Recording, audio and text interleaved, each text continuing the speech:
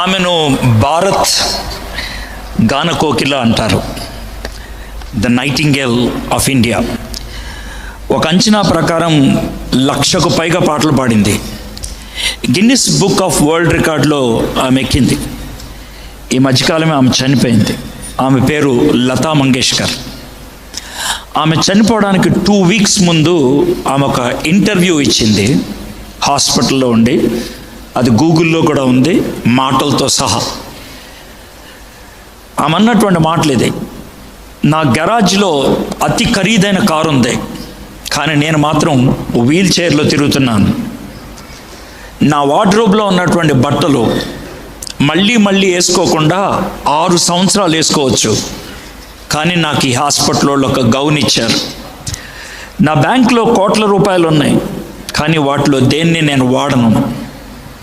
ఇదివరకు నా hair dresser వస్తే 1,00,000 రూపాయలు ఖర్చు పెట్టేదాన్ని, కానీ ఇప్పుడు నా నెత్తి మీద ఎంటుకలే లేవు.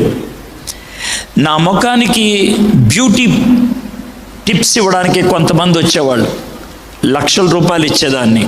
ఈరోజు తడి బట్టతో నా మొహాన్ని అద్దుతున్నారు. నేను ఖరీదైన జెట్ ప్లేన్స్లో తిరిగేదాన్ని, కానీ ఇప్పుడు ల్యాబ్ నుంచి ల్యాబ్కి తీసుకెళ్తున్నారు. ఇది నా జీవితం. గాన కోకిల అన్నారు నా బ్రతికేంటి. కానీ ఆమె అతి దారుణంగా చనిపోయింది. దారుణంగా అంటే ఆమెను ఎవరు చంపేయలేదు, ఆమెకేమీ హింసించి చావలేదు, కానీ మనసులో కృంగిపోయింది. ఈ లోకము విలువలను రివర్స్ చేసేసింది. విలువైన దానికి విలువనివ్వకుండా విలువలేని దానికి విలువనివ్వటం ఈ ప్రపంచం మనకు నేర్పించింది. భారత సంస్కృతిలో మనకి పంచతంత్ర, బాలమిత్ర ఇలాంటి కథలు ఉంటాయి.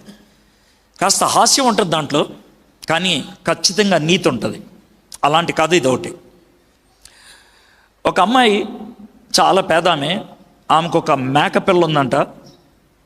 ఆ మేకపిల్ల ఒకరోజు నీళ్లు తాగుదామని ఒక కుండలో మూతి పెట్టింది. అయితే ఇరుక్కుపోయింది దాంట్లో. ఆమెకేం చేయాలో అర్థం కాలేదు. ఒకటే మేక, ఒకటే కుండ. ఆ ఊర్లో తెలివిగలవాడి దగ్గరికి తీసుకెళ్ళి, బాబు నాకు ఒకటే మేక ఉంది, ఒకటే కుండ ఉంది, నన్ను చాలా పేదదాన్ని అని అంటే, ఓష్ ఇదేముందని ఒక కత్తి తీసుకొచ్చి పేక్కొచ్చాడంట. కొండ ఇదిగో అని ఇచ్చాడంట. వాడిని మీరేమంటారు? మీరు తిట్టొద్దండి. మనలో చాలామంది అలాంటి జీవితమే జీవిస్తున్నారు. మేకను చంపేసి కొండను కాపాడే బతుకు మందే. That's the kind of life we're living. మన జీవితం విలువలు రివర్స్ అయిపోయినాయి. ఇది ఈనాటి సమస్య కాదు, ఈనాటి సమస్య కాదు. చాలామంది హిందూ మిత్రులు వచ్చారు. ప్రపంచంలో కొన్ని గ్రంథాలను పవిత్ర గ్రంథాలు అన్నారు. క్రీస్తు శకం 400లో రాశారు, దీన్ని లిఖిత రూపంలో చేశారు. దాన్ని భగవద్గీత అంటాం. 1600 సంవత్సరాల చరిత్ర ఈ పుస్తకానికి. 18 అధ్యాయాలు, 720 శ్లోకాలు.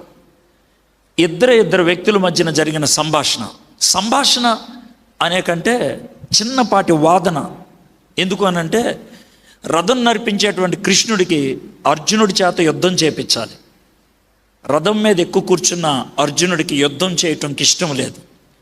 వాళ్ళిద్దరి మధ్యన జరిగినటువంటి ఆ వాగ్వివాదంలో 16వ అధ్యాయం భగవద్గీత 20వ శ్లోకంలో అర్జునుడు ఈ విధంగా కృష్ణుడిని అడుగుతాడు: నానా చిత్త విభ్రాంతో మోహజాల సమావృత ప్రసక్త కామభోగేశ పతంతి నరకే అశుచౌ. నానా విధాలైనటువంటి సుఖభోగాలు ఉన్నాయి, ఆనందించడానికి చాలా ఉన్నాయి. ఆనందించినంతసేపు బాగానే ఉంటుంది. మోహజాలం ఉన్నది, ఆనందించడానికి బాగానే ఉంటుంది. అయిపోయిన తర్వాత నాలో మిగిలింది నరక వేదన. చచ్చిపోయిన తర్వాత వచ్చే నరకం గురించి మాట్లాడాలి ఆయన. బ్రతికున్నప్పుడు అనుభవించే నరకం, ఆ నరకాన్ని నుంచి నన్ను ఎవరు బయటికి లాగుతారు? Who can bring me out of that hellishness? ఆ నరకం నుంచి ఎవరు బయట లాగుతారు? కృష్ణుడిని అడుగుతున్నటువంటి ప్రశ్న. ఈ ప్రశ్న మనలో ఒకటి తీసుకురావాలి. మానవుడు విలువలు కోల్పోయినప్పుడు తాత్కాలికమైన ఆనందం కోసం, కంటికి కనబడేటువంటి అనుభూతి కోసం విలువైన దాన్ని కోల్పోయినప్పుడు మనలో మిగిలేది అపరాధ భావం. మనలో మిగిలేది నేను అలా చేయకుండా ఉండాల్సిందనే గిలి. దాన్నే మనం పాపం అంటాం, భారం అంటాం. ఏం చేయాలో అర్థం కాదు. ఇది మన గతం.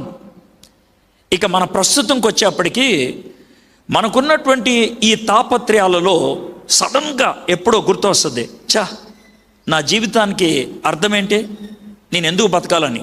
పీట్ శాంప్రస్ అనే టెన్నిస్ ఆటగాడు 13 సార్లు ప్రపంచ రాజు అయ్యాడు. ప్రపంచ రాజు చివరిసారిగా టెన్నిస్ ఆడి ఓడిపోయి బయటకు వస్తున్నప్పుడు ఏడుస్తున్నాడు. ఎందుకు ఏడుస్తున్నావా అంటే, రేపు నాకెవరు వీళ్ళు చప్పట్లు కొట్టరు, ఎందుకు బతకాలో నాకు తెలియదు అన్నాడు. ఇంతకాలం నేను ఎందుకు బతికానంటే, the only motivation for me is to see the claps of the people, ప్రజల యొక్క చప్పట్లు. అందుకు ఆడా, రేపటి నుంచి నాకు ఎవరు కొట్టరు, నేను ఎందుకు బతకాలో నాకు తెలియదు. ఇది నా ప్రస్తుతం. ప్రతి ఒక్కరికి ఒక భయం ఉంటుంది, రేపేమైపోతానో, చచ్చిపోతే ఏమైపోతానో, చావు అంటే ఏంటో, చావు తర్వాత ఏముంటుందో. ఈ 3 ప్రశ్నలను మన పూర్వీకులు ఒక ప్రార్థన చేసి మన ముందు పెట్టారు. అసతోమా సద్గమయ, నా గతం అయోమయం అపరాధ భావం. తమసోమా జ్యోతిర్గమయ, నా ప్రస్తుతం అంధకారం, అర్థమేంటో తెలియట్లేదు. మృత్యోర్మ అమృతాంగమయ, నా భవిష్యత్తు మరణ భయం, అయోమయంగా ఉంది, ఎటెల్లాలో తెలియట్లేదు. ఈ 3టికి జవాబు దొరికిన రోజే నాకు శాంతి, నాకు ఓం శాంతి. షాలోమ్ హీబ్రూ భాషలో షాలోమ్ అన్న, శాంతి అన్న బయట ఉండేటువంటి సమాధానం కాదు, గుండె లోతుల్లో. ఇట్స్ ఇన్సైడ్ మై హార్ట్, నా హృదయంలో. బయట ఎంత గందరగోళం ఉన్నప్పటికీ అది ఎవరిస్తారు నాకు? Who can give me? ఈ ప్రార్థన మనం చేసింది అధికారులకు కాదు, ప్రభుత్వానికి కాదు, నాయకులకు కాదు, గురువులకు కాదు. ఈ ప్రార్థన సాక్షాత్తు దేవుడికే చేశాం. ఎవరా దేవుడు? ఉన్నాడా దేవుడు? అలాంటి దేవుడు ఉన్నాడా? ఒకవేళ దేవుడు లేకపోతే మనంతం కూడా నెంబర్ 1 పిచ్చోళ్ళం ఆ ప్రార్థన చేస్తే.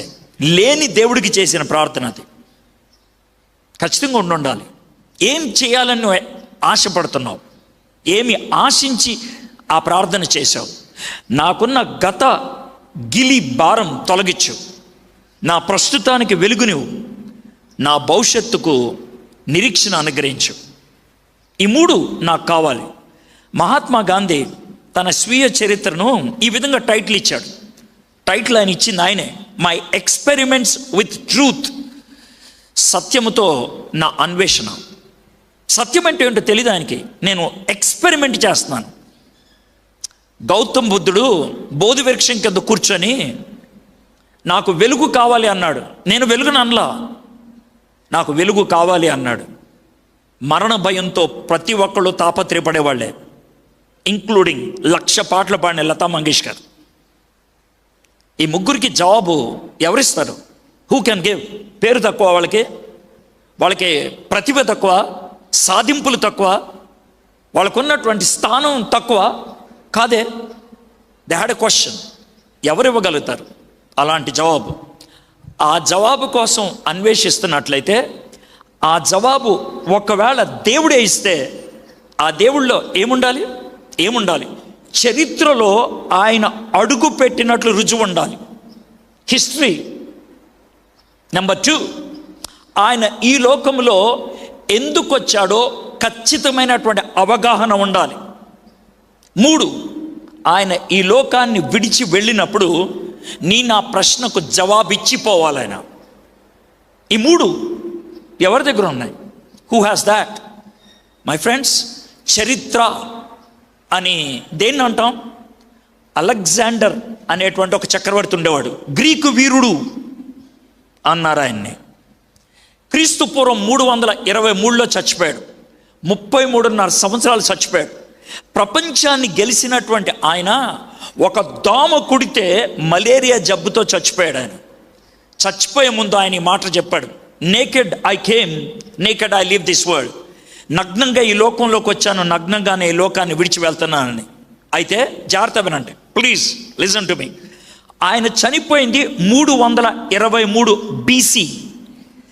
ఆయన చచ్చిపోయిన 460 సంవత్సరాల వరకు ఆయన చచ్చిపోయిన తర్వాత 460 సంవత్సరాల వరకు ఆయన గురించి ఎవరు రాయలేదు, ఎక్కడ రాయలేదు, ఎక్కడ ఒక్క మాట లేదు.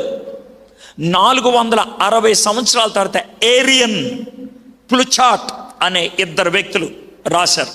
అయితే ఎందుకు ఇది ప్రస్తావిస్తున్నానంటే, ఈరోజు అలెగ్జాండర్ గురించి ఎవరన్నా మాట్లాడితే అనుమానం ఏమి లేదు, చరిత్రలో ఉన్నాడో అని ఖచ్చితంగా మాట్లాడతాం.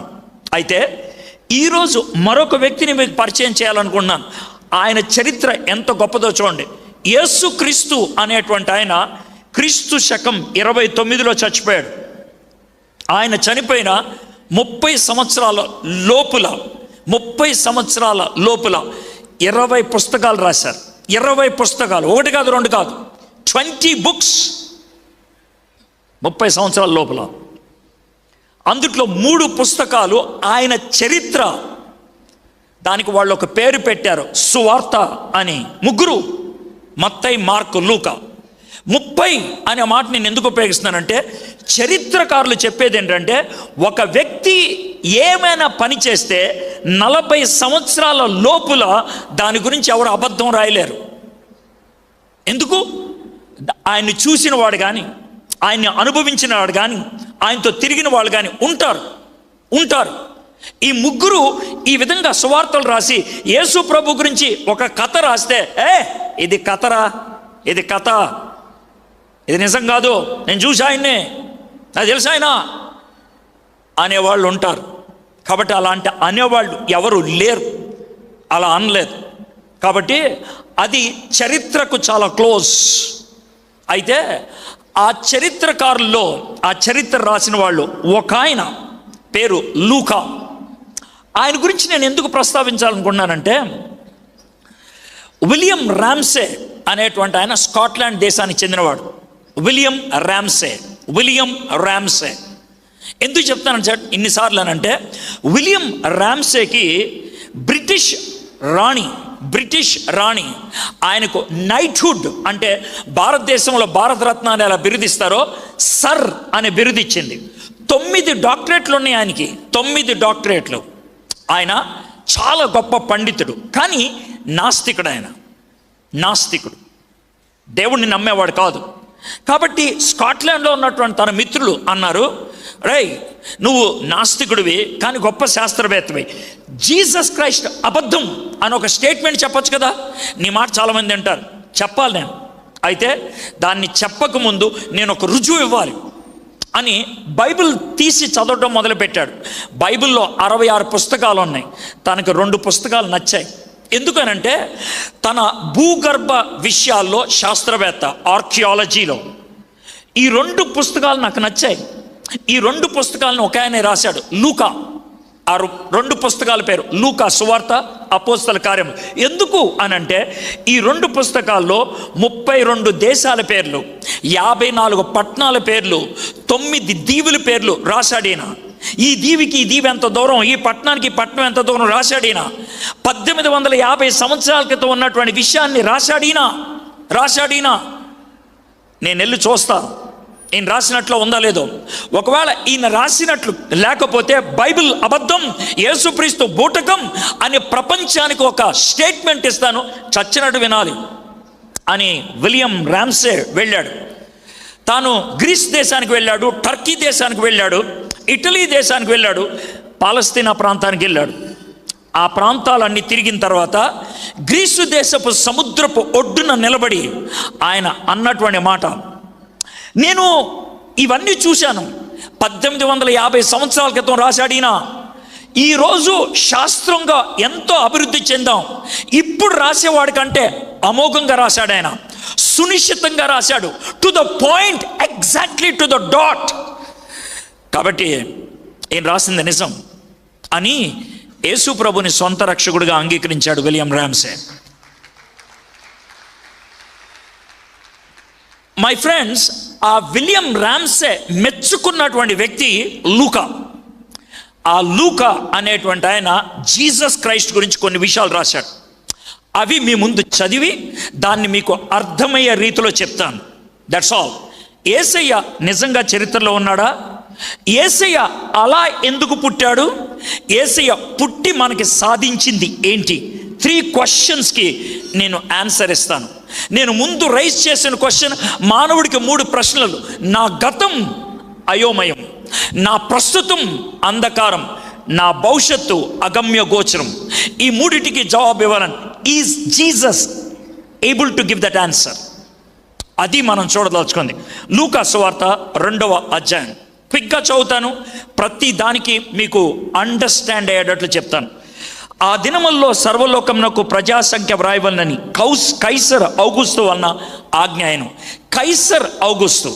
ఒకవేళ నేను కిస్మత్పూర్ రావాలంటే, నేను హైదరాబాద్కి చెందినోడి కాకపోతే నాకు అడ్రస్ చెప్పడానికి ఉపయోగించగలిగేటువంటి పదాలు అగ్రికల్చర్ యూనివర్సిటీ దగ్గరికి రా, లేకపోతే రాజేందర్ నగర్ రా, లేక బుద్వేల్ రా, ఇది వాళ్ళు ఇచ్చేటువంటి ఐడెంటిటీ. లేకపోతే శంషాబాద్ రా, అది ఎయిర్పోర్ట్ దగ్గర ఉంటుంది, ఒక ఐడెంటిటీ. దాని నుంచి నాకు డైరెక్షన్ ఇస్తారు. ఇది చిన్న ప్లేస్, ఇది నీకు తెలియదా? పెద్ద ప్లేస్ ఒకటి చూపిస్తా, దాని దగ్గర నుంచి నువ్వు రాగలుగుతావు. జీసస్ క్రైస్ట్ ఎప్పుడు పుట్టాడంటే, హలో, కైసర్ ఔగుస్తు తెలుసా? ఎందుకు తెలీదు? రోమన్ సామ్రాజ్యంలో అతి గొప్ప చక్రవర్తి. ఎవడిడు?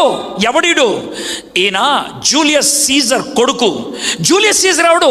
రోమన్ సామ్రాజ్యాన్ని స్థాపించిన వాడు. ఆడికి అసలు కొడుకులు లేరంట కదా? అవును, లేరు. ఒక కొడుకును పెంచుకున్నారు. ఆడి పేరు ఆక్టేవియస్ కదా? అవును, ఆక్టేవియస్. సెప్టెంబర్ 23 క్రీస్తు పూర్వం 63లో పుట్టాడు ఆయన. డేట్ చెప్తున్నాను నీకు, డేట్ అప్పుడు పుట్టాడు. అయితే ఆక్టేవియస్ని పెంచుకున్న తర్వాత, దత్తత తీసుకున్నాక తన పేరు తనకు తగిలిచ్చాడు, ఆక్టేవియస్ సీజర్. జూలియస్ సీజర్ చచ్చిపోయిన తర్వాత యాంథోనీ, మార్క్ ఇలాంటి వాళ్ళు రాజ్యం కోసం పోరాడారు. కానీ ఆక్టేవియస్ జయించి తాను రాజయ్యాడు. క్రీస్తు పూర్వం 29లో ఆయన్ని చక్రవర్తి అని పిలిచారు. తనంతట తాను తనకొక టైటిల్ ఇచ్చుకున్నాడు, అగస్టస్ అని. ఎందుకు ఇచ్చుకున్నాడు అగస్టస్ అని? వారి భాషలో నేను మహానుభావుణ్ణి, నేను గొప్పోణ్ణి, నేను మహోన్నతుణ్ణి అని అగస్టస్ అని బిరుదిచ్చుకున్నాడు. ఓ చిన్న ప్రశ్న అడుగుతాను, మీలో ఎవరైనా ఆగస్టులో పుట్టినోళ్ళు ఉంటే చేయెత్తుతారా? ఆగస్టులో పుట్టినోళ్ళు, ఆగస్ట్. మిమ్మల్ని ఏమి అడగను, డోంట్ వరీ, జస్ట్ చెయ్యెత్తమని అడుగుతున్నాను. ఆగస్టులో పుట్టినవాళ్ళు. ఆగస్ట్, మనకు నెల ఉంది కదా, ఆగస్ట్, 8వ నెల ఆగస్ట్ ఉన్నది కదా. ఆ ఆగస్ట్ అనే నెల ఎలా వచ్చింది తెలుసా? అగస్టస్ పెట్టాడు. నా పేరున నెల పెట్టండి రా అని. చరిత్ర బా ఇది, చరిత్ర. మీ చెవులు ఎవడ పువ్వు పెడతలా? చరిత్ర. ఆగస్ట్ అనే నెల ఆయన పేరు పెట్టించాడు. ఒకవేళ ఔగుస్తు రాజు గురించి నీకు డౌట్ ఉంటే నీ బర్త్డేనే లేచిపోతాయి. అది విషయం. ఆ ఔగుస్తు రాజు కాలములో జరిగింది ఇది అని అంటున్నాడు. ఆయన పరిపాలించింది క్రీస్తు పూర్వం 31 నుంచి క్రీస్తు శకం 14 దాకా. రెండో విషయం, ఇది కురేనియు సిరియా దేశమునకు అధిపతి అయి ఉన్నప్పుడు జరిగిన మొదటి ప్రజా సంఖ్య. వీడెవడు? కురేని అనేటువంటి వాడు ఎవడు? ఆయన మనిషియా? సిరియా దేశాన్ని పరిపాలించేవాడు. ఈ కురేని అన్న పేరు కొంచెం ఖతర్నాక్ పేరు. ఎందుకనంటే మనకి జంజట్ కలిగిస్తుంది, తెలంగాణ భాషలో చెప్పాలంటే టెన్షన్ కలిగిస్తుంది. ఏ అనంటే ఆ పేరున్న వాళ్ళు చాలామంది ఉన్నారు. రెడ్డి గారు మన ముఖ్యమంత్రి అంటే ఎవడైనా అడిగే ప్రశ్న, ఏ రెడ్డి? ఎందుకంటే చాలామంది రెడ్లు ఉన్నారు. So that's the question. కురేని అని అంటే ఏ కురేని? ఇది మనకు వచ్చేటువంటి ప్రశ్న. అయితే 1758లో ఇటలీ దేశంలో తివోలి అనేటువంటి ఊరిలో ఒక రాయి దొరికింది, ఒక రాయి. అప్పుడు ఆ రాయి మీద ఈ కురేని గురించి రాశారు. కురేని, పాబ్లస్ కురేని, ఈ పేరు రాశారు. ఈయన కాలంలో ప్రజాసంఖ్య వేశారని ఉన్నది అక్కడ.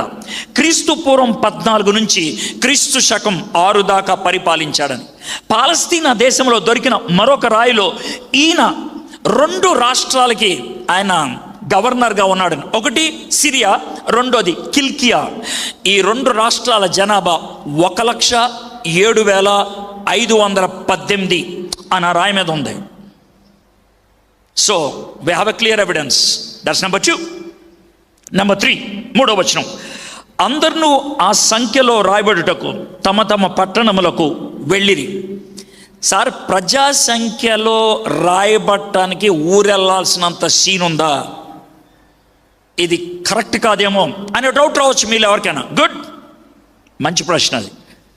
ఇప్పుడు మనం ప్రజా సంఖ్యలో జాయిన్ అవ్వాలంటే, సార్ నా పేరు ఎడ్వర్డ్ విలియం, మా నాన్నగారి పేరు సత్యదాస్ గారు అంటే బర్త్ సర్టిఫికెట్ ఉందా? 10th క్లాస్ సర్టిఫికెట్ ఉందా? ఆధార్ కార్డు ఉందా? ఒకవేళ లేకపోతే కార్డు లేకపోతే నీకు వాల్యూయే లేదు. ఇది ప్రజెంట్. అప్పుడు కార్డులే లేవు, మనిషి లేకపోతే వాల్యూయే లేదు. కాబట్టి మనిషి ఉంటేనే లెక్క.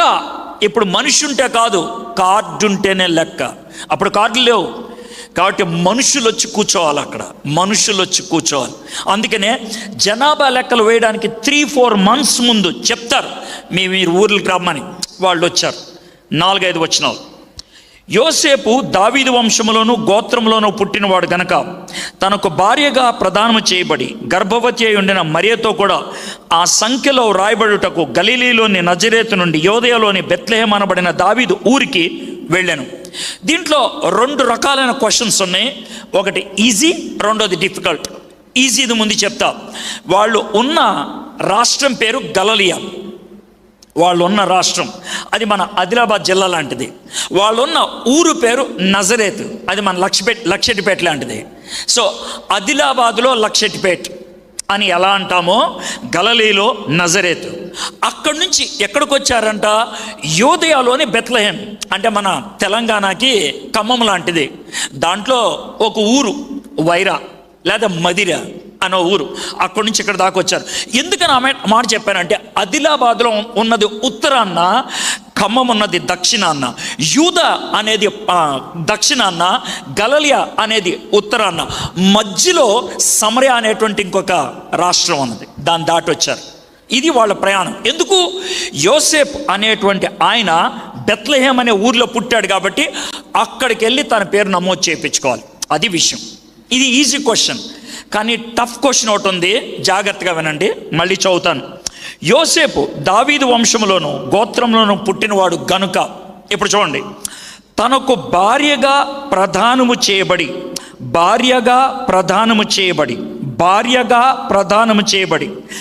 మన ఊర్లో ఒక అబ్బాయికి భార్య ఎప్పుడవుద్ది? పెళ్ళి అయితే. కానీ ఇక్కడ ఏమైంది? పెళ్ళి అవల, ప్రధానమే అయింది. పెళ్ళి కాలేదు, భార్య అంటున్నారు. ఇదేమన్నా తలతెక్క పుస్తకమా? రావచ్చు డౌట్. గుడ్, మంచిదే. ఇంకా నెక్స్ట్ లెవెల్కి వెళ్దాం. భార్యగా ప్రదానం చేయబడి గర్భవతి అయింది. పెళ్ళి కాకముందే గర్భవతి, ఇది ఇంకా అసహ్యంలాగా ఉందే. వెరీ గుడ్, రావడం మంచిది ఆ క్వశ్చన్. సో ఈ 3 వర్డ్స్ని సెటిల్ చేసేద్దాం. భార్య, ప్రధానము, గర్భవతి. ఈ 3 మన భారతదేశంలో పెళ్ళికి 3 మెట్లు. ఒకటి నిశ్చితార్థం, రెండోది ప్రధానం, మూడోది వివాహం. నిశ్చితార్థం పెళ్ళి వయసు వచ్చిన తర్వాత చేస్తారు. ప్రధానం పెళ్ళికి 4-5 గంటల ముందు చేస్తారు. ఆ తర్వాత పెళ్ళి జరుగుతుంది, వివాహం. కానీ యూద సంస్కృతిలో ఈ 3 ఉంటాయి, కానీ అవి చేసే టైమింగ్స్ వేరు. ఏంటా టైమింగ్స్ చేద్దాం. పిల్లలు 6-7 సంవత్సరాలు, మ్యాక్సిమం 8 సంవత్సరం వచ్చేప్పటికి నిశ్చితార్థం అయిపోద్ది. సార్ అది ఘోరం కదా అనొద్దు. 40 ఏళ్ళ క్రితం ఆలోచిస్తే భారతదేశంలో అమ్మాయి పుష్పవతి అయితే 14 ఏట 15 ఏటలో ఇప్పుడు పెళ్లి చేశారు. రాజస్థాన్లో ఎప్పటికి కూడా చిన్నపిల్లలకి పెళ్ళిళ్ళు చేస్తున్నారు. కాదండరా, అది పెద్ద విచిత్రం ఏం కాదు. ఇది 2000 సంవత్సరాల క్రితం జరిగిన విషయం. సో చిన్నప్పుడు వాళ్ళకి నిశ్చితార్థం చేస్తారు. గుడ్ థింగ్ ఏంటంటే వాళ్ళకి పెళ్లి చేయరు. ఎప్పుడు జరుగుద్ది? అమ్మాయి పుష్పవతి అయిన తర్వాత 1 సంవత్సరం ఆగి రెండో పని చేస్తారు. దాన్నే ప్రధానం అంటారు. ప్రధానం చేసేటప్పుడు వాళ్ళిద్దరిని తీసుకొచ్చి ఎదురుబదురు నుంచో పెట్టి, మన భాషలో పూజారి, మన భాషలో ముల్లా, మన భాషలో పాస్టర్ అని ఎలా అంటామో వాళ్ళని యాజకుడు అంటారు, లేకపోతే రబ్బాయి అంటారు. వాళ్ళిద్దరు ఉండి ముందు నుంచోబెట్టి, బాబు ఈమె మరియా, ఇక నుంచి నీకు భార్య. అమ్మా మరియా, యోసేపు ఇక నుంచి నీకు భర్త, మీరిద్దరు భార్య భర్తలు ఇక నుంచి ప్రధానం రోజుని చెప్పే మాట. అయితే ఒక్క పని అమ్మ, ఏంటంటే మీరు భార్య భర్తలు అయినప్పటికీ 1 సంవత్సరం వరకు ఒక పని చేయకూడదు. ఏ పని సార్? మీ ఇద్దరు సెక్స్లో పాలు పంపులు కలగకూడదు, మీ ఇద్దరు శారీరకంగా కలగకూడదు. ఒకవేళ ఆ విధంగా దగ్గర అవుతున్నట్లు ఇద్దరు సాక్ష్యాలు ఇస్తే మిమ్మల్ని ఊరు బయటికి తీసుకెళ్ళి రాళ్లతో కొట్టి చంపేస్తాం. అప్పుడు నువ్వే నేను యేసేపు అయితే, సార్ అలాంటప్పుడు ఈ మాట ఎందుకు అంటాం, మమ్మల్ని దూరంగా ఉంచవచ్చుగా, భార్యాభర్తలు అనకుండా ఉండొచ్చు కదా. నో అంటాం మేము భార్యాభర్తలని, మీరు సంవత్సరం జాగ్రత్తగా ఉండాలి. ఎందుకు? దీన్నే పరీక్ష అంటారు. నీలో ఆ నియంత్రణ శక్తి ఉన్నదా లేదా, ఆ పవిత్రత కాపాడుకునే పరిస్థితి ఉందా లేదా, అది టెస్ట్ చేస్తాం. ఓకే, అప్పుడు జరిగింది. వాళ్ళు ఆ టెస్టింగ్ పీరియడ్లో ఉన్నప్పుడు, ఆ భయంకరమైనటువంటి పరిస్థితిలో ఉన్నప్పుడు, ఒకరోజు మరియకి దగ్గరికి ఒక ఆయన వచ్చాడు. ఆయన చాలా తెల్ల బట్టలు మెదిసిపోతూ ఉంటే, మరియ పాపం దేవుడు అనుకొని కాళ్ళ మీద పడిపోయిందేమో. పడిపోతే, నా కాళ్ళ మీద పడద్దు, నేను కూడా నీలాగా దాసున్నే, నా పేరు గాబ్రియల్, ఏంటి ఇలా వచ్చావు, నీకు శుభవార్త చెప్దామని వచ్చాను. అమ్మో నాకు శుభవార్త, ఏంటి శుభవార్త? టెన్షన్ పడకు, దేవుడు నీకు గర్భాన్ని ఇస్తాడంట. అంటే ఇది ఎలా సాధ్యం, ఇది ఎలా సాధ్యం, ఏంటి నీ డౌట్ ఏంటి అంటే, దేవుడికి నాకు గర్భం ఇవ్వడం పెద్ద సమస్య కాదు, కానీ నేను గర్భవతిని అంటే సంస్కృతి ఒప్పుకోదే, సమాజం ఒప్పుకోదే, నన్ను పెళ్ళి నాతో ప్రదానం చేయబడిన నా భర్తని ఇద్దరిని రాళ్ళతో కొట్టి చంపేస్తాడే, దేవుడు చూసుకుంటాడు దాన్ని. అవునా, సరే దేవుడు అలా అడిగితే చావుకి తెగిస్తాను, నేను చావుకి తెగిస్తాను ఓకే అని అన్నది మరియా. చావుకి తెగించి ఒప్పుకోవడానికి ఇష్టపడింది ఆమె. సరే, ఒక వారంలో యోసేపుకి తెలిసింది, యోసేపు మంచోడు, ఆయన అల్లరి చేయడానికి ఇష్టపడలా, పంచాయతీ దగ్గరికి తీసుకెళ్ళడానికి ఇష్టపడలా, సైలెంట్గా వదిలేద్దాం అనుకొని పడుకున్నాడు. ఇదే గాబ్రియల్ దూత ఆయన దగ్గరికి కల్లోకి వెళ్ళి, పిచ్చి ఆశ లేదు, యాక్సెప్ట్ చేయ అమ్మాయిని, ఇది దేవుని కార్యం అని అంటే ఆయన ఒప్పుకోవడానికి ఇష్టపడ్డాడు. జాగ్రత్త చూడండి, మరియ లేస్తున్నప్పుడు దూత మాట్లాడాడు, దాన్ని దర్శనం అంటారు. యోసేపు పడుకున్నప్పుడు మాట్లాడాడు, దాన్ని స్వప్నం, కళ అంటారు. మరియకి ఎందుకు దర్శనం అవసరం అంటే, మరియ దగ్గర నుంచి అంగీకారం కావాలి. యోసేపుకి కళలో ఎందుకంటే అంగీకారం ఏం కాదు, లోబడటం కావాలి. ఎవరితో ఎలా మాట్లాడాలో దేవుడికి తెలుసు, ఎవరితో ఎలా కమ్యూనికేట్ చేస్తే పని అవుతుందో దేవుడికి తెలుసు.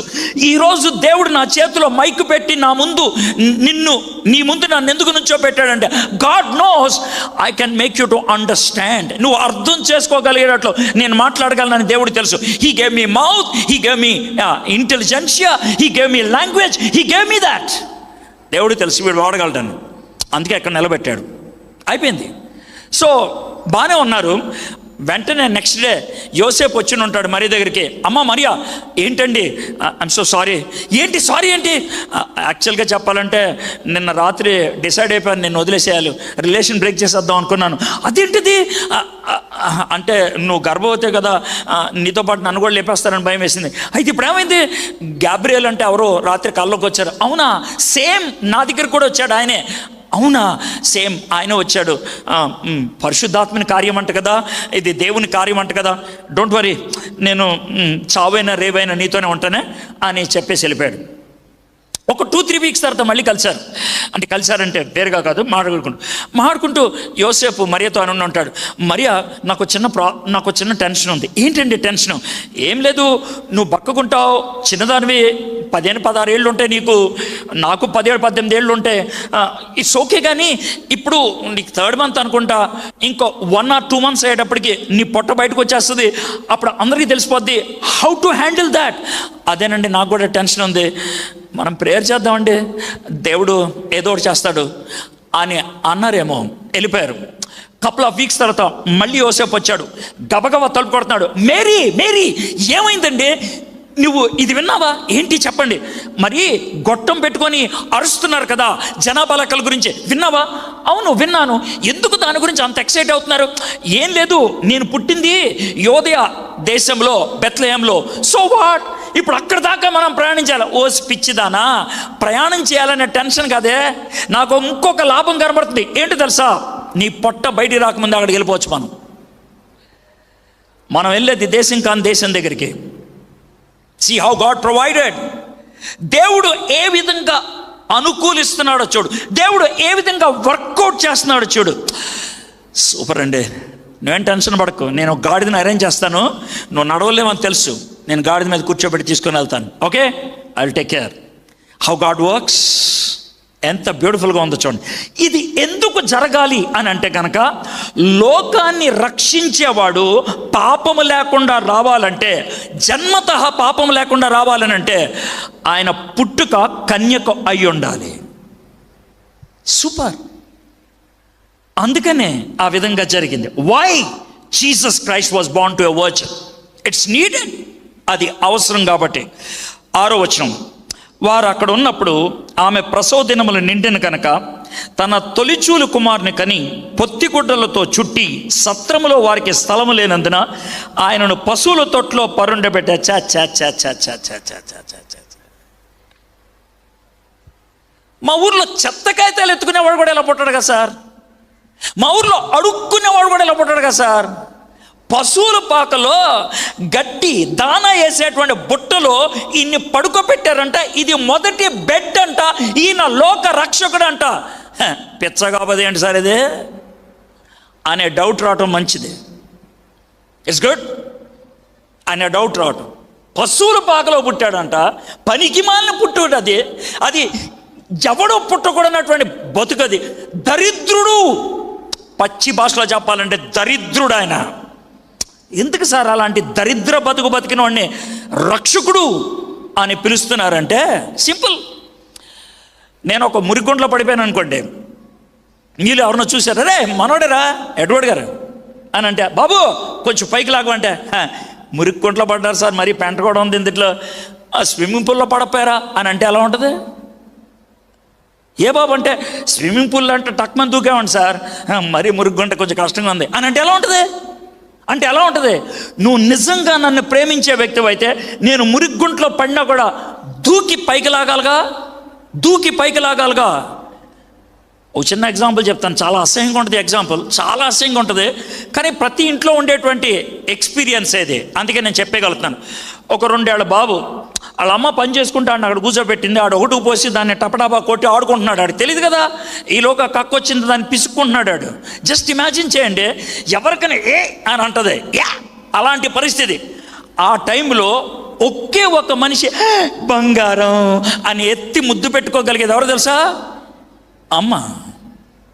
నా అక్కడ తైపాల జాగ్రత్తమేనండి.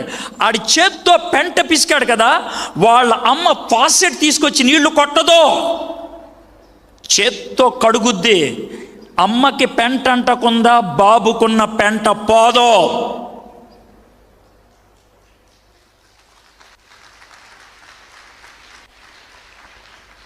Did you get it? లోకాన్ని రక్షించడానికి అతి దరిద్రములోకి దిగడానికి ఇష్టపడ్డాడు. అందుకనే యేసయ్య గురించి ఉన్నటువంటి ఒక డైలాగ్ ఏంటి తెలుసా? మనలను ధనవంతులుగా చేయడానికి ఆయన దరిద్రుడు. ఆయన దరిద్రుడు అన్న మాటకు అర్థం ఏంటో మీకు చెప్తా. ఈ లోకంలో 3 రకాలైన మనుషులు ఉంటాడు. ఒకడు ధన్యుడు, రెండో వాడు దీనుడు, మూడో వాడు దరిద్రుడు. ధన్యుడు అంటే ఎవరో తెలుసా? వర్షంలో గొడుగేసుకొని వెళ్ళిపోయేవాడు, ఆడికేంట్రా గొడుగులున్నాయి, ఆడి సేఫ్. దీనుడు అంటే ఎవడో తెలుసా? అవసరతను బట్టి వర్షంలో తడుచుకుంటూ వెళ్ళిపోయేవాడు. వీళ్ళిద్దరూ మీకు ఈజీయే. కానీ మూడోవాడు ఎవడో తెలుసా? దరిద్రుడు అంటే తెలుసా ఎవరో? వర్షము జోరుగా వస్తుంటే సంకలో గొడుగు పెట్టుకొని తడుచుకొని వెళ్ళిపోయేవాడు. మిమ్మల్ని చాలామంది తిట్టుంటారేవాడు, దరిద్రుడా నిన్ను ఆయన దగ్గరికి ఎందుకు పంపించాను రా, దరిద్రుడా నీకు అది ఎందుకు ఇచ్చాను రా, దరిద్రుడా నిన్ను ఇక్కడ ఎందుకు కూర్చోబెట్టాను రా, నీకు ఒక అవకాశాన్ని ఇచ్చాను వదులుకున్నావు. అది దరిద్రత అంటే. ప్రివిలేజ్ని కోల్పోతే, ఆవశ్యకతను వదిలిపోతే వాణ్ణి దరిద్రుడు అంటారు. ఒకవేళ ప్రపంచంలో అతి ఎక్కువ దరిద్రులు ఒక చోట మనం చూడాలనుకుంటే కనుక మంచి చర్చికి వెళ్ళి చూస్తే సరిపోద్ది. ఎక్కువ మంది దరిద్రులు ఉండే చర్చిలోనే. ఏ సార్ అదేంటి సార్ అలా అనేసారండి? ఎందుకు అన్నానంటే, చర్చిలో ఉన్న ప్రతి వాడికి ఉండేది బైబిలే, కానీ వాడి జీవితం దరిద్రమే. బైబిల్ ఉండి కూడా నువ్వు పాపపు జీవితంలో కొనసాగుతుంటే దరిద్రానికి ఏమనాలా? సార్ మరి బయట ఉన్న వాళ్ళు ఎవరు సార్? దీనులు, పాపం వాళ్ళకి తెలియదు. దీనులు, లోన ఉన్న వాళ్ళు దరిద్రులు. యేసయ్య నన్ను ధనవంతుడిగా చేయడానికి, దరిద్రుడు అవడానికి ఇష్టపడ్డాడు. అందుకే పశువుల పాకలో ఆయన పుట్టాడు. క్లారిటీ వచ్చింది కదా? పశువుల పాకలో పుట్టాడు, అర్థమైంది సార్. దీనాతి దీనమైనటువంటి వాడిని కూడా పైకి లేవనెత్తడానికి అని అర్థమైంది. కానీ ఆయన దేవుడు అని అంటే మనకు చిన్న సింబల్ ఉంటే బాగుంటుంది కదా. అందుకే ఆకాశంలో ఒక తార వచ్చింది. సార్, ఆకాశంలో తారొచ్చింది అన్న మాట బైబిల్లో ఉన్నది, నేను కాదని అనట్లేదు. అది నమ్మదగిందంటారా? Very good, good question, good question. రావాలి అలాంటి క్వశ్చన్. ఎవడో చెప్పాడు కదా అని సొంగగార్చుకుంటూ వినేసేయాల్సిన అవసరంలా. ప్రశ్న అడగాల, సెటిల్ చేయాలా. తార వచ్చిందంట, నిజమా? ఇది మనకు వచ్చిన క్వశ్చన్. తారకు సంబంధించినటువంటి శాస్త్రాన్ని ఖగోళ శాస్త్రం అంటారు, ఆస్ట్రానమీ. జోహానస్ కెప్లర్ అనేటువంటి ఆయన యేసు ప్రభు పుట్టినప్పుడు ఒక తార వచ్చిందన్నారు, నిజమేనంటారా అని 1607 నుంచి 1609 మధ్యలో 3 సంవత్సరాలు ఆయన రీసెర్చ్ చేసి, ఎస్, యేసు ప్రభు పుట్టినప్పుడు ఒక తార వచ్చింది, అది 4 నెలలు ఉంది. ఆ తారను చూసింది తూర్పు దేశపోళ్ళు, అంటే వాళ్ళు ఎవరు? పారసీకులు, అంటే మన భాషలో జొరాస్ట్రియన్ మతానికి చెందిన వాళ్ళు. సర్దార్ పటేల్ రోడ్లో జొరాస్ట్రియన్ క్లబ్ ఉంటుందే, వాళ్ళదే. వాళ్ళకు మరో పేరు ఉంది, పారసీకులు. మనకు పారసీ కొట్టు ఉందే, వాళ్ళే. వాళ్ళు పర్షియా దేశానికి చెందినటువంటి వాళ్ళు, పారసీకులు. వాళ్ళకు ఒక గ్రంథం ఉంటుంది, దాన్ని జంద్ అవస్థ అంటారు. తలనొప్పి వస్తే రాసుకుంటామే, జండుబామ్ వాళ్ళు చేసిందే, అందుకే జండుబామ్ అని పెట్టారు. జంద్ అవస్థ వాళ్ళ యొక్క గ్రంథం కాబట్టి. ఆ గ్రంథములో ఉన్నటువంటి ఒక స్టేట్మెంట్ ఇది: లోకాన్ని ఏలేటువంటి రారాజు, రక్షకుడిగా పుట్టినప్పుడు ఆకాశంలో ఒక తార వస్తుంది అని వాళ్ళ పుస్తకాల్లో చదివి, ఆ తారను చూసి ఎత్తుక్కుంటూ హేరోద్ దగ్గరకు వచ్చి అడిగారు, అయ్యా మీ ఇంట్లో బాబు పుట్టాడా అని. ఇది దేవుడు మనకిచ్చిన శాస్త్రీయమైన రుజువు. ఆయన దేవుడు కాబట్టి ఆకాశంలో ఒక రుజువునిచ్చాడు, ఒక సూచనని ఇచ్చాడు. ఇప్పుడు 8వ వచనం. ఆ దేశంలో కొందరు కాపర్లు పొలములో ఉండి రాత్రివేళ తమ మందను కాచుకొని చుండగా ప్రభుదూత వారి యొద్దకు వచ్చి నిలిచాను. ప్రభు మహిమ వారి చుట్టూ ప్రకాశించినందున వారు మిక్కిలి భయపడ్రి. అయితే ఆ దూత భయపడకొడి, ఇదిగో ప్రజలందరికీ కలగబో మహా సంతోషకరమైన సువర్తమానం నేను మీకు తెలియజేయుచున్నాను. యేసు ప్రభు పుట్టాడని ఔగుస్తుకి చెప్తే బాగుండేదేమో, మొత్తం రోమన్ సామ్రాజ్యాన్ని తెలిసి ఉండేది. కైసర్కి చెప్తే బాగుండేదేమో, సిరియా కిల్కియా ప్రాంతం అంతా తెలిసి ఉండేది. కానీ వీళ్ళు చెప్పింది ఎవరికి? గొర్రెల కాపర్లకే. వాళ్ళకి ఎందుకు చెప్పారు సార్? ఆ గొర్రెల కాపర్కి ఆ కాలంలో విలువ లేదే, వాళ్ళకి డబ్బులు లేవు, వాళ్ళకి చదువు లేదు, వాళ్ళని కోర్టులో సాక్షులుగా వాడరు. ఎందుకు వాళ్ళకి చెప్పారు? ఆయన ఏమంటాడు తెలుసా? అయ్యా, నువ్వెవరివైనా, నీకు మనిషివైతే రక్షకుడిగా నేను వచ్చానని చెప్పడానికి ఇష్టపడుతున్నాను. నువ్వు సాంఘిక స్థాయి చెడ్డదై ఉండొచ్చు, ఆర్థిక పరిస్థితి దయనీయమై ఉండొచ్చు, విద్య రీత్యా నీకు శూన్యమై ఉండొచ్చు. You are a human being, నువ్వు మనిషివే. నీకు నేను వాల్యూ ఇస్తున్నాను, నేను నీకు వాల్యూ ఇస్తున్నాను. వాల్యూ నా వార్తను నువ్వు వింటే. ఆ కాలంలో నేను కాలేజ్కి వెళ్ళేటువంటి దినాల్లో ఒక పాట విన్నాను, సినిమా పాట. 3 సార్లు నేను ఆటోలో వెళ్తా ఉంటే అదే పాట వేశాడాను. మొదటిసారి చిరాకు వచ్చింది, రెండోసారి వినబుద్ధి అయింది, మూడోసారి ఇష్టం అనిపించింది. ఎందుకు తెలుసా? దాంట్లో డైలాగ్ నాకు బాగా నచ్చింది. పీచి మిఠాయి ₹10, నువ్వు కొరికిస్తే ₹1,00,00,000. పీచు మిఠాయి ₹10, నువ్వు కొరికిస్తే ₹1,00,00,000.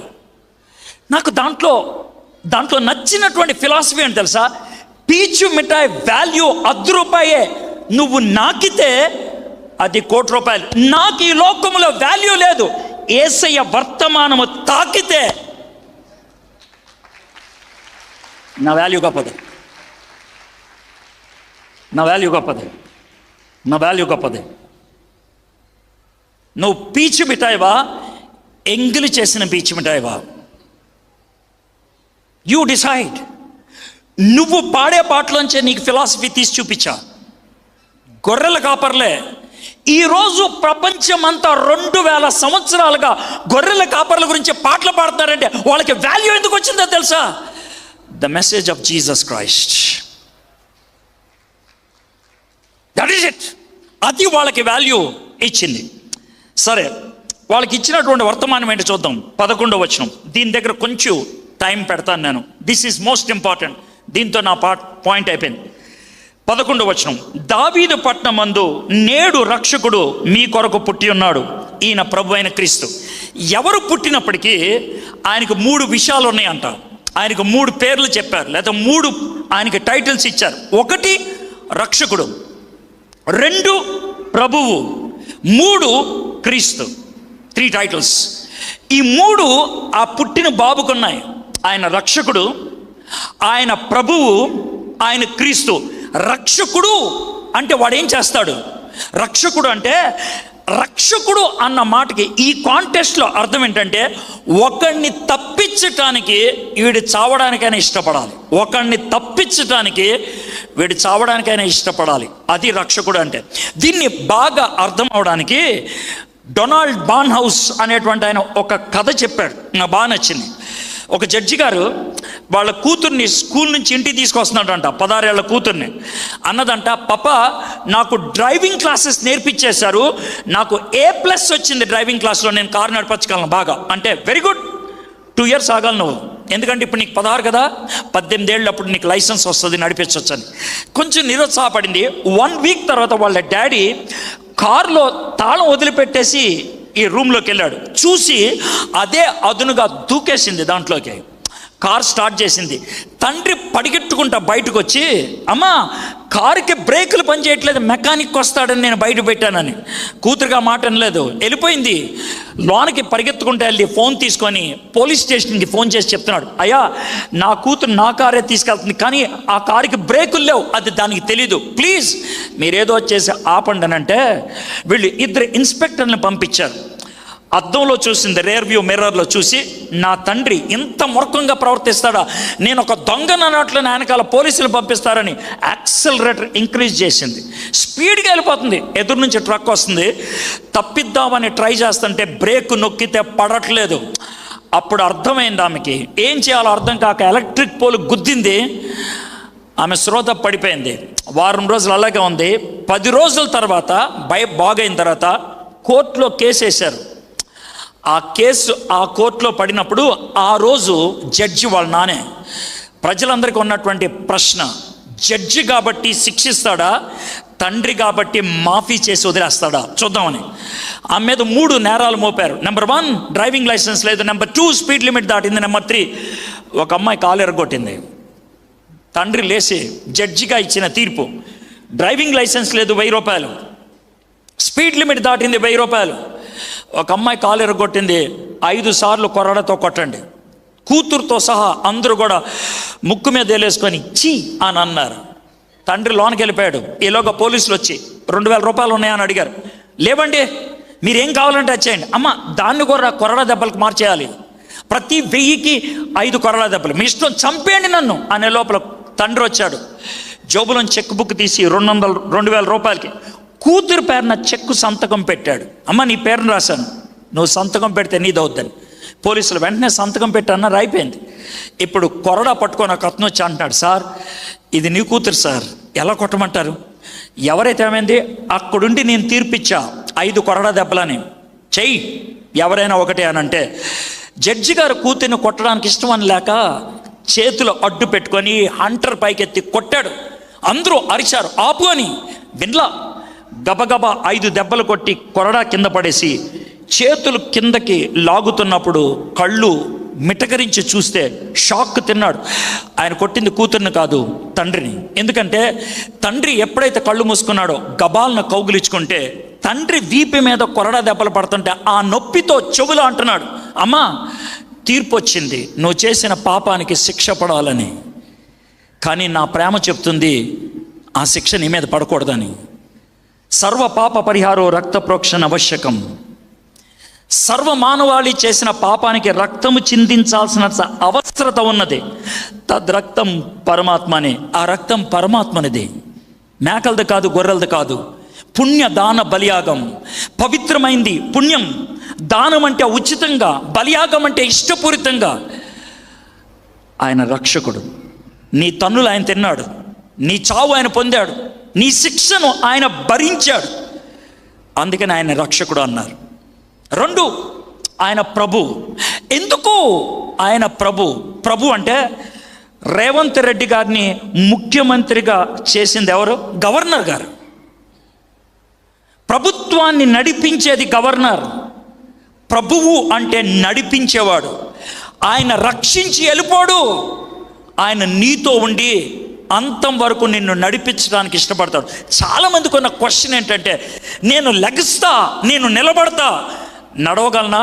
నువ్వు నడవలేవు. ఆయన నడిపిస్తాడు. ఆయన నడిపిస్తాడు. అందుకే ఆయనకి ఇచ్చిన పేరేంటి తెలుసా? Immanuel, God with us. Jesus రక్షిస్తాడు, ఇమ్మానుయేలు, గాడ్ విత్ us. ఇక 3వది క్రీస్తు. ఆయన క్రీస్తు అని ఎందుకన్నారు? క్రీస్తు అన్న మాట గ్రీకు పదం. అభిషిక్తుడు అక్కడి నుంచి పంపించారు ఇక్కడికి, అక్కడి నుంచి ఇక్కడికి వచ్చారు కాబట్టి ఇక్కడి నుంచి అక్కడికి తీసుకెళ్ళగలిగేది ఆయన ఒక్కడే. ఎక్కడి నుంచి తీసుకెళ్ళగలిగేది ఆయన ఒక్కడే. క్రీస్తు చావు తర్వాత నిత్యత్వంలోకి నడిపించగలిగేది ఆయనే. అసతోమ సద్గమయ, నేను రక్షకుణ్ణి. తమసోమ జ్యోతిర్గమయ, నేను వెలుగుని నడిపిస్తాను. మృత్యోర్మ అమృతాంగమయ, మృత్యువులోకి వెళ్ళి మృత్యుపై విజయాన్ని సాధించి పునరుద్ధానాన్ని, జీవాన్ని నేనే అక్కడికి తీసుకెళ్తాను. నేను 3 ప్రశ్నలకి స్ట్రైట్ ఆన్సర్ జీసస్ క్రైస్ట్ ఇచ్చాడు. అందుకే ఆ 3 చెప్పారు ఆయనకి. మనం కూడా అదే ప్రార్థన చేశాం. మృత్యోర్మ అమృతాంగమయ, మృత్యుతో కబడ్డీ ఆడాడు ఆయన. మృత్యువులోకి వెళ్ళి కబడ్డీలో గెలిచి ఆయన తొడగొట్టి మరణమా నీ ముల్లెక్కడా అని అడిగాడు. ఎవరైతే యేసు ప్రభు పార్టీలో చేరతానంటారో వాళ్ళది ఆ విజయం. నేను క్రైస్తవులతో మాట్లాడట్లేదు ఈ మాట, నేను మనుషులతో మాట్లాడుతున్నాను. నీ కులం ఏదైనా, నీ జాతి ఏదైనా, నీ బ్రతుకేదైనా, నీ చదువు ఏదైనా, నీ హోదా ఏదైనా, నువ్వు మనిషివైతే యేసయ్య మనుషుల కోసం వచ్చాడు. ఆయన he did not come for Christians. యేసయ్య వచ్చినప్పుడు క్రైస్తవులు లేరు, యేసయ్య వచ్చినప్పుడు చర్చి లేదు. ఆయన మనుషుల కోసం వచ్చాడు. మై ఫ్రెండ్స్, అదే ప్రశ్న నీకుంటే, అదే సమస్య నీకుంటే, why can't you come to Jesus Christ? యేసయ్య దగ్గరికి మీరెందుకు రాకూడదు? లతా మంగేష్కర్ చచ్చిపోయే ముందు నిరాశతో చచ్చిపోయింది. నేను ఎందుకు బతుకుతున్నాను నాకు తెలియదని. ఇదే కాంపౌండ్లో, ఇదే చర్చ్ వెనకాల ఒక సమాధి ఉంటుంది. You can see that. ఇది ఒక సమాధి ఉంటుంది, యూ కెన్ సీ దట్. ఆ సమాధిలో పాతి పెట్టబడినటువంటి వ్యక్తి ఆయన చనిపోవడానికి 2 రోజుల ముందు నాకు ఫోన్ చేశాడు. ఆయన హీ కాల్ మీ. 10 నిమిషాలు నాకు ప్రార్థన చేశాడు. ఆయన గొంతుకులో ఏమాత్రం నిరాశ లేదు, ఆయన మాటల్లో ఏమాత్రం అసంతృప్తి లేదు. బహుశా ఆయనకు అప్పటికే నడిపించగలిగేవాడు ఇమ్మాన్యుయేల్. ఆయన పుట్టాడు, అందుకే సందడే, అందుకే ఆనందం. గుడ్. యేసయ్య బెత్లెహేంలో పుట్టాడు, ఫైన్. నీ గుండెలోకి వచ్చాడు ఆయన. నేను క్రైస్తవ కుటుంబంలోనే పుట్టాను. మా అమ్మ నాన్న వాళ్ళు బాగా ప్రార్థన చేసేవాళ్లే, కానీ నా బతుకు చాలా గలీజ్. 10th దాకా బాగానే ఉంది. ఇంటర్మీడియట్లోకి వచ్చేప్పటికి నా లైఫ్ పాడైపోవడం మొదలుపెట్టింది. నేను ఒక డ్రగ్ అడిక్ట్ని పెథడిన్, మార్ఫైన్ ఇంజెక్షన్స్తో మొదలుపెట్టాను. గంజాయి నా శరీరానికి అవసరమైంది. వారానికి 3 సార్లు మా అమ్మ పెళ్లి చీర 20 రూపాయలకి తాకట్టు పెట్టి అమ్మేశాను గంజాయి కొనటానికి. అది నా బతుకు. 1983, 84 సంవత్సరాల్లో ఆంధ్ర రాష్ట్రంలో 3 చోట్ల క్యాబరే ఉంచారు. క్యాబరే అంటే ఏంటి తెలుసా? అమ్మాయిలు బట్టలు ఇప్పి డ్యాన్స్ చేస్తారు. ఒకటి ఇప్పటికీ ఉంది, నిజాం ఆర్థోపెడిక్ హాస్పిటల్ బొక్కల్ దవాఖాన పక్కన ఉంటుంది, దివాంచి, ఇప్పటికీ ఉంది అది. 2వది మూసారు, సనత్ నగర్లో ఉండేది అజంతా, దానికి తర్వాత శ్రీదేవి అని పేరు పెట్టారు. 3వది గుంటూరులో ఉండేది నాస్ సెంటర్ దగ్గర కెసినో బార్ అండ్ రెస్టారెంట్. అక్కడికి వెళ్ళేవాడిని నేను శని ఆదివారం. ఎందుకో తెలుసా? అమ్మాయిలతో కలిసి డ్యాన్స్ చేస్తే డబ్బులు ఇచ్చేవాళ్ళు నాకు. నగ్నంగా లేదా అర్ధనగ్నంగా, డబ్బుల కోసం ఎలాంటి పనైనా చేసేవాడిని. నవంబర్ 3వ తారీఖు 1984 సంవత్సరం 3 వారాలైంది నేను బార్కి వెళ్ళి. డబ్బులు లేవు, డ్రగ్ లేదు, కడుపు నొప్పి వచ్చి చచ్చిపోదామని రైలు పట్టాల దగ్గర ఉన్న అంత దూరంలో ట్రైన్ ఉంది, ఇంకో కొద్ది క్షణాల్లో ట్రైన్ వస్తుంది. నన్ను ఎవరో కాలర్ పట్టుకొని లాగారు. భయం వేసింది. మృత్యు దేవత వచ్చిందేమో నా దగ్గరకు అనుకున్నాను, దయ్యం వచ్చిందేమో అనుకున్నాను. కానీ నా మిత్రుడు వచ్చాడు, వాడు నన్ను గట్టి కొట్టాడు, తిరిగి వాడిని కొట్టాను. వాడు నాకంటే పొడుగుంటాడు కాబట్టి తలగా పట్టేసుకొని, డై నేను వదిలేస్తా, మళ్ళీ ట్రైన్ వస్తుంది, దూకేద్దు, ఒక్క ప్రశ్నకి జవాబు చెప్పు, ఎందుకు చచ్చిపోదాం అనుకుంటున్నావు అని. వాడితో పళ్ళు బిగించి, కడుపు నొప్పిరా తట్టుకోలేకపోతున్నాను, అందుకు చచ్చిపోదాం అనుకుంటున్నాను. వాడు చాలా కూల్గా, చచ్చిపోతే కడుపు నొప్పి పోద్దని అవడం చెప్పాడా? చచ్చిపోతే కడుపు నొప్పి ఉండదు అని ఎవరన్నా చెప్పారా? నా దగ్గర అయితే జవాబు లేదు. ఒకవేళ అదే కడుపు నొప్పి నిత్యము ఉంటే ఎంత ఘోరరా? భయం వేసింది. నన్నేం చేయమంటారా? సమస్యకు చావు పరిష్కారం కాదు, దా అని ఏసై గురించి చెప్పాడు. నాకు ఇష్టం లేదు ఏసై అంటే. నేను క్రైస్తవుడినే, చర్చికి వెళ్ళేవాడిని, నాకు ఏసై అంటే ఇష్టం లేదురా. ఎందుకురా? ఆయన బైబిల్లో చెప్పినట్లు ప్రేమామయుడైతే, కరుణామయుడైతే, కృపామయుడైతే నా జీవితాన్ని మార్చేమను. ఆయన ప్రేమామయుడు, కరుణామయుడు, కృపామయుడు, అందుకే నీ జీవితాన్ని మార్చట్లా. నీకు ఇష్టం లేనిది ఏది చేయడు ఆయన. బలవంతంగా ఎవరిని మార్చడు ఆయన. ప్రేమలో బలవంతం ఉండదు. ఆయన పవిత్రుడు, ఆయన ప్రేమ పవిత్రమైంది. ప్రేమ పవిత్రత రెండు ఒకసారి ఎలా ఉంటారా? ఎందుకుండో? ప్రేమ కావాలంటది, పవిత్రత వద్దంటది. చెప్తా. ఓ చిన్న బాబుని దగ్గరికి ఏడ్చుకుంటూ వచ్చి, నా అంకుల్ ఆడు కొట్టాడన్నాడు అనుకో, ఆ కొట్టినోడిని అంటే కుదరదు, వీడికి ఎప్పుడు ఆపుతాడు తెలుసా అన్నోడు పీకితే. కానీ వచ్చిన ప్రాబ్లం ఏంటి తెలుసా? వీడు ఆపుతాడు, అది మొదలు పెడతాడు. నా మిత్రుడు నన్ను అడిగింది, వీడు ఆపాలి, ఆడు మొదలు పెట్టకూడదు, ఏమన్నా ఉందా అని. ఉందిరా, ఏముందని అన్నాడు. ఆడిని పిలిచి నా చెయ్యి ఆడి వీపు మీద పెట్టి గట్టి గుద్దితే ఈడేమంటాడు తెలుసా? అమ్మయ్య నా కచ్చి తీరింది అంటాడు. వాడేమంటాడు తెలుసా? పిచ్చోడా నాకు తగలేదంటాడు. Good, super. మరి ఏడ్చేది ఎవర్రా?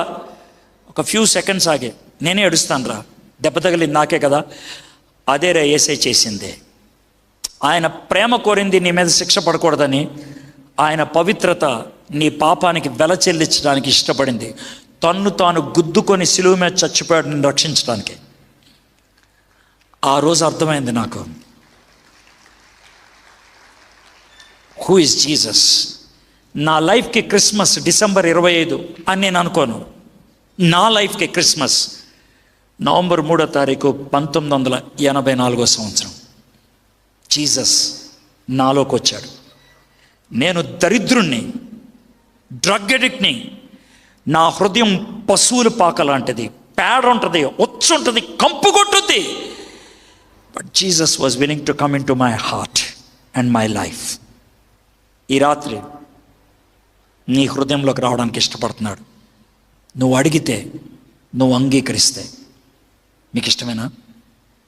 మీకు అభ్యంతరం లేకపోతే తలొంచి కళ్ళు మూసుకుంటే 2 minutes నేను ప్రేయర్ చేసి ముగిస్తాను. తలొంచమన్నది గౌరవం కోసం, కళ్ళు మూసుకోమంది ఒకసారి మీ గురించి మీరు సీరియస్గా ఆలోచిస్తారని. అసతోమ సద్గమయ, అయోమయం, తమసోమ జ్యోతిర్గమయ, అంధకారం, మృత్యోర్మ అమృతంగమయ, అగమ్య గోచరం. ఓం శాంతి శాంతి. యేసయ్య అంటున్నాడు, నీ పాపం నుంచి నేను విడుదల కలిగిస్తాను, రక్షకుణ్ణి, నిన్ను అంతం వరకు నడిపిస్తాను, ప్రభువుని, నిన్ను మరణములో నుంచి జీవములోనికి దాటిస్తాను, క్రీస్తుని. సమస్త భారం మోసుకొని వచ్చిన వారు నా ఎద్దకు రండి, నేను మీకు విశ్రాంతినిస్తాను. ఈ రాత్రి యేసయ్యతో నీకొచ్చిన భాషలో ఏ మాట చెప్తావా? ఈయనేదో చెప్పాడు, నిజమేనంటావా? ఇది నువ్వు నాకు సెట్ అవుతావా? నాకున్నటువంటి ప్రాబ్లం నువ్వు సాల్వ్ చేస్తావా? అలా అయితే నా హృదయంలోకి రా, నాకు అర్థమయ్యేటట్లు చేయి, నాకు సూచన ఇవ్వు. నాకు ఒక రుజువు ఇవ్వు, నాకు ఒక భరోసా ఇవ్వు, నువ్వు నాలో ఉన్నావని అడగండి. You can ask.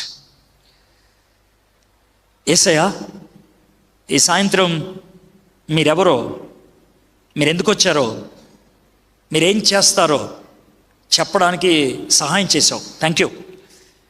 వీళ్ళు చాలా నిశ్శబ్దంగా విన్నారు. విన్న ప్రతి ఒక్కరూ వారి హృదయంలో ఈ మాటలు నాటుకోవాలి. ఇప్పుడు కాకపోతే ఎప్పుడైనా పనిచేయాలి. మాటలు విన్నారు ప్రభా, దానికి స్పందించగలుగుటకు మీరు సహాయం చేయండి. ఒకవేళ ఎవరైనా ఈ రాత్రి నిన్ను ఆహ్వానిస్తూ ప్రార్థన చేస్తుంటే, నిన్ను అడుగుతుంటే, వారికి ఒక నిశ్చయతను అనుగ్రహించండి, శాంతిని అనుగ్రహించండి, పీస్ అనుగ్రహించండి. యేసు నామములో ప్రార్థన చేయించున్నాం తండ్రి, ఆమేన్. ఈ వీడియో మీకు నచ్చినట్లయితే లైక్ చేయండి మరియు షేర్ చేయండి. సబ్స్క్రైబ్ చేయడం మాత్రం మర్చిపోకండి. సబ్స్క్రైబ్ బటన్ పక్కనే ఉన్నటువంటి గంట సింబల్ కూడా మీరు నొక్కండి. అప్పుడు మాత్రమే మేము అప్లోడ్ చేసే ప్రతి కొత్త వీడియో నోటిఫికేషన్ ద్వారా మీకు అందుతుంది. Thank you for watching.